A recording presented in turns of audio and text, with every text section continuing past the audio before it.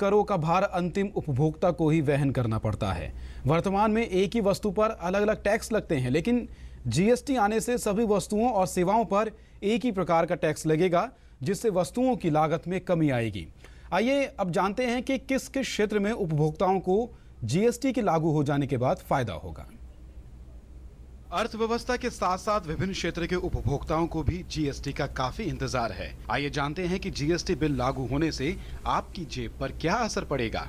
सबसे पहले बात करते हैं वाहनों की, यानी ऑटोमोबाइल की। मौजूदा समय में लग्जरी कारों को छोड़कर वाहन को खरीदने पर आपको करीब 30 से 35% टैक्स का भुगतान करना पड़ता है। लेकिन जीएसटी बिल के बाद उम्मीद है कि कारों पर लगने वाले टैक्स में 10 से 12% तक की कमी आ सकती है। इलेक्ट्रॉनिक से संबंधित कोई भी वस्तु खरीदने पर आपको मैन्युफैक्चरिंग टैक्स से लेकर सर्विस टैक्स समेत करीब 20 से 25% टैक्स का भुगतान करना पड़ता है। यानी जीएसटी आने के बाद टीवी, फ्रिज, वॉशिंग मशीन जैसी वस्तुओं पर लगने वाले टैक्स में 8% तक की कमी आ सकती है। अगर मीडिया और मनोरंजन की बात की जाए तो वर्तमान समय में सिनेमा हॉल में फिल्म देखने के लिए टिकट पर 27 से 30% टैक्स तक देना होता है। लेकिन जीएसटी बिल का अमल होने से सिनेमा हॉल पर लगने वाले टैक्स में भी 10 से 12% तक की कमी आ सकती है। और साथ ही साथ डीटीएच सेवाएं भी सस्ती हो सकती हैं। कोई भी नया बिजनेस शुरू करने के लिए सेल्स टैक्स विभाग से वैट रजिस्ट्रेशन कराना जरूरी है।